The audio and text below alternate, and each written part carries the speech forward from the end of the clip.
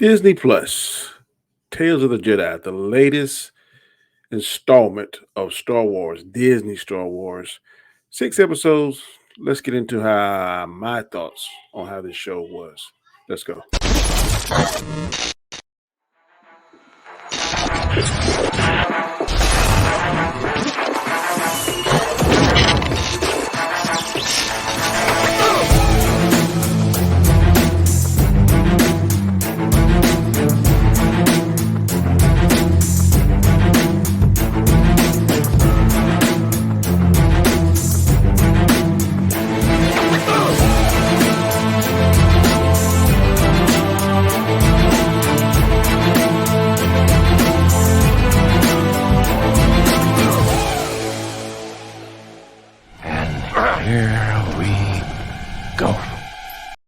Hey, here I go. And before I get into what I'm going to do, I need you to do this for me.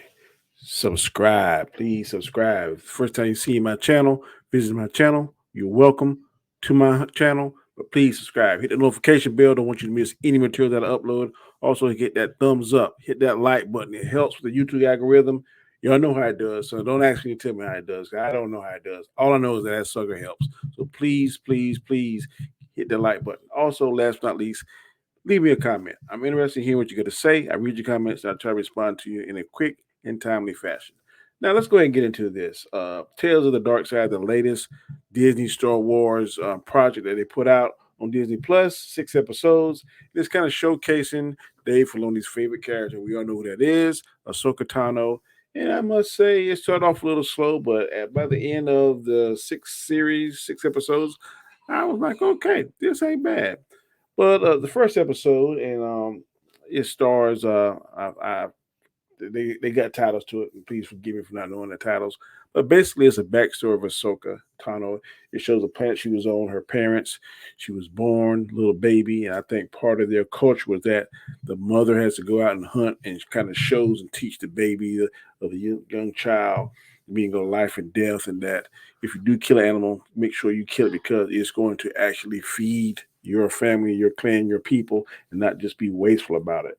And while she's out there shooting this, whatever kind of gazelle type, whatever space animal it is, space mule, there is a big ferocious tiger, some kind of saber-toothed tiger, and it stalks Ahsoka and her mother. The mother fights it off, but then the baby Ahsoka at that time, a little infant, probably a few months old, 8 or 9 months old, the tiger takes her and takes it back to its lair and going to make a snack of Ahsoka. But somehow, before it begins to devour the Ahsoka, she touches his nose and he looks deep into her eyes, and she looks deep into her eyes, and I guess she uses her innate force abilities and able to calm the beast, so to speak, and control the beast and talk to the beast.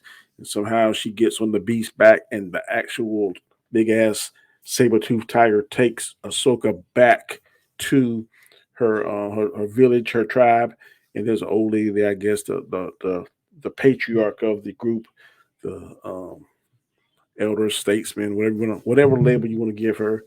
She knows something's going on. I think she has a little bit of mysticism to her, and she says, "Ahsoka is Jedi."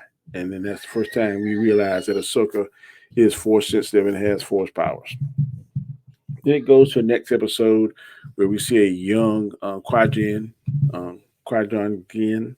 I know I'm saying it all wrong, but Qui-Gon, and his master is Dooku, Count Dooku, and they go to this planet because someone has kidnapped a senator's son, and they track it there, and they're trying to resolve it peacefully. But during this time, we get subtle hints that Dooku is not feeling the Jedi code, and he's kind of doing stuff.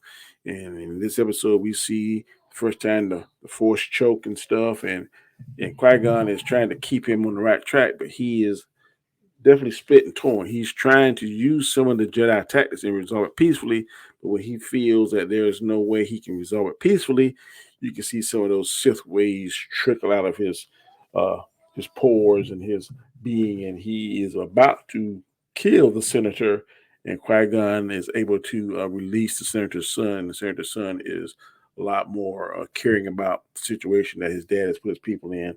He's pretty much driven the people to poverty, and he's acting like a tyrant. He doesn't really care about them. He's not really being what a true senator, a true leader should do and provide for his people. They're like poverty stricken. These people are so much in despair and nowhere to turn that they're going to great lengths to try to get the senator's attention by kidnapping his son. And Dooku sees this and he doesn't like it, and he kind of feels that the Jedi are just working for the Senate and not actually working for the people. So that was the first inclination, or the first little uh, hint, so to speak, that he is leaning towards the dark side. And later on down the show, it shows that. So we the next episode is Dooku and Mace Windu, my favorite Jedi. They go on a mission together. I think both of them are masters, but they aren't on the council yet.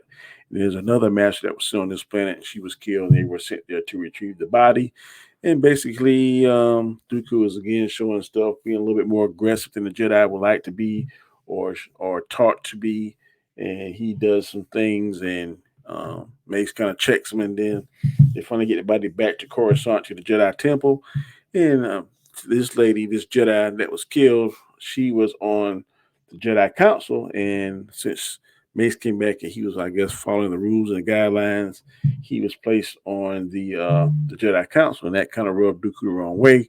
Dooku confronted him and said, "Did you know this was going to happen?" Mace Windu kind of said, "No, I didn't know it was going to happen," but I think he really did know it was going to happen. And then he was kind of disappointed in what Dooku was doing, and then Dooku was kind of talking. And this is the first time we see another whatever creature Yoda is. We saw Yaddle, a female version of Yoda, and she was kind of like I think she's like a librarian or historian or something.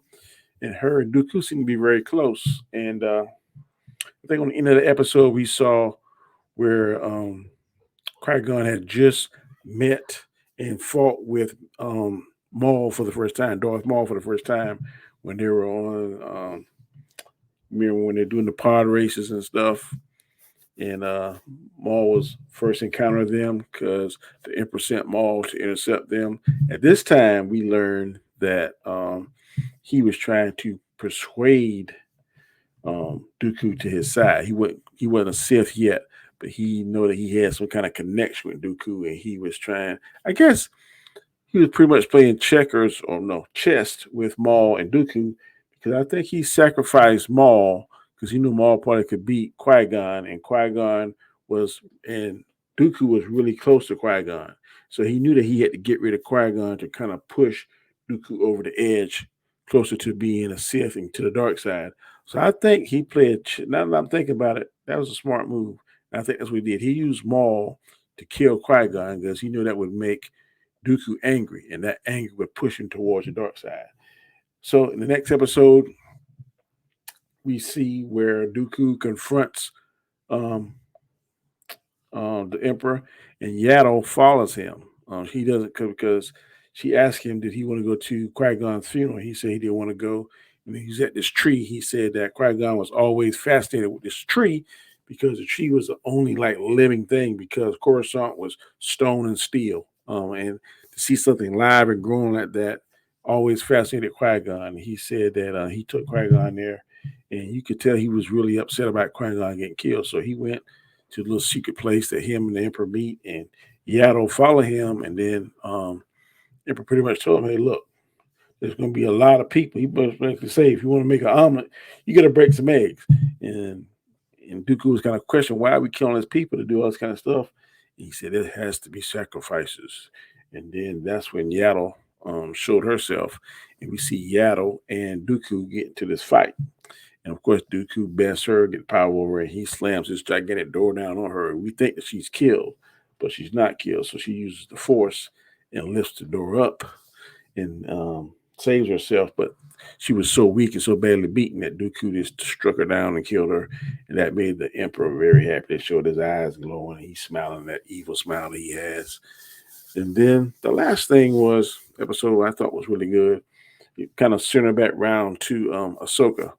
Ahsoka pretty much went on a hiatus. She was tired of fighting, and she came back to the funeral to see Padme on the funeral. Amidala, Queen Amidala, Padme's funeral then. And then Organa, Princess Leia's adopted dad, saw her and said, "Why did you come back here knowing that the Jedi and Order 66 had done no Order 66 hadn't passed yet. It was just before Order 66, but no, I'm thinking Order 66 had already passed. Yes, Order 66 had already passed, and but we didn't see the Emperor disfigured or anything. We didn't see all that, but Order 66 already passed. They had buried had just happened. They buried Padme, and she went there to give like her last respects. And then we saw her and Rex, who, if you watch the show, they was able to remove the inhibitor chip out of Rex's head. And so her and Rex was together, and then they was able to get away. But um, Bail Organa gave her a communication device that if she ever needed his help, to call him. So she said she really wasn't going to do it. She's done fighting. And then she went off to this planet, kind of like how Obi-Wan did in Kenobi. And she just kind of like didn't use her powers, just like farming, do basic work. But then there was an accident there on the farm, and she had to use her powers to save somebody. And the girl saw it, but her brother was an idiot and a knucklehead and trying to be jealous hearted, and was able to call, I guess, someone the in the Republic or the Empire or whatever it was labeled at that time, the Empire, I believe it was, and reported that there was a Jedi there. So they sent who it looks to me like Darth Revan. I don't know who it is, but it wasn't him because he had an Inquisitor lightsaber. So it was some Inquisitor. I'm not sure who it is. They didn't say it. Usually I had the captions on, and sometimes the captions would show your name, but it did not show that person's name. So I don't know who that particular Inquisitor was. But man, she made short work of him. It wasn't even, man, it was quicker than when Obi-Wan killed Maul on Clones. And also, what was impressive about this too is that there was some kind of Jedi trials they did using these little floating androids to shoot laser beams at them, and they had to show how proficient they were in dodging those because the little droids that were shooting the beams simulated was an example or an assimilation of how the droids shot. And Anakin pretty much thought it was crap. So Anakin bumped her test up. He said, "I'm gonna train you."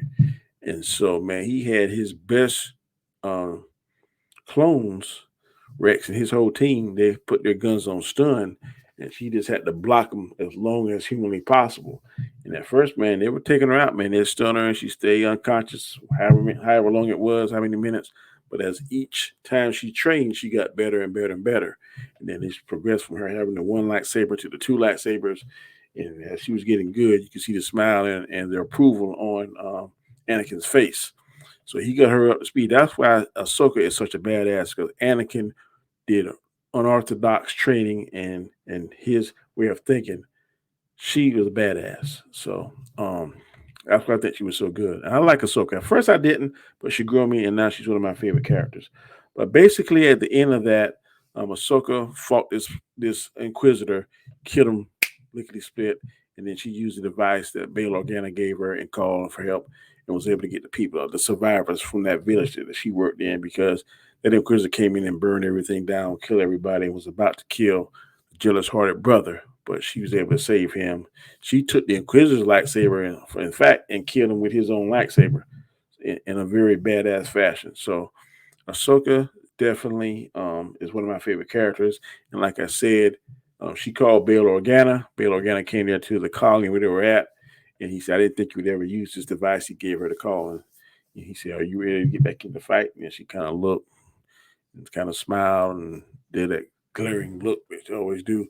And that's how it went off. So to me, a lot of backstory. It kind of filled in the gaps between different episodes, things we saw from the Phantom Menace to all of the.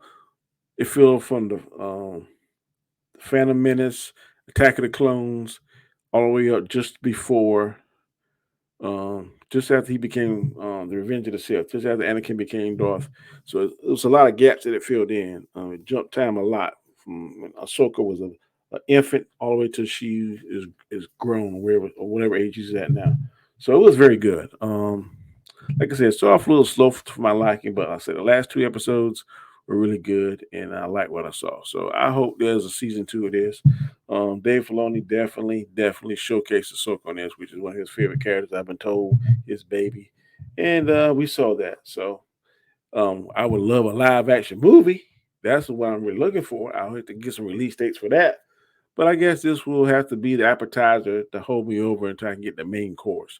That main course that I want is that new release date on the next Star Wars movie. And I hope it's something that is really good, that is something that does not even connect to the Skywalkers at all. So I hope they go either to Darth Bane, to the early part of the Sith Wars, anything, just long as it's not Luke Skywalker, Skywalker. You get away from that, man. Give that a rest, give it a break. But tell me what you think about my episode. I mean, my explanation of these episodes. Leave a comment down below. I definitely appreciate the comment. I appreciate your time, and thank you for rocking with me, man. And until next time, take it easy and peace.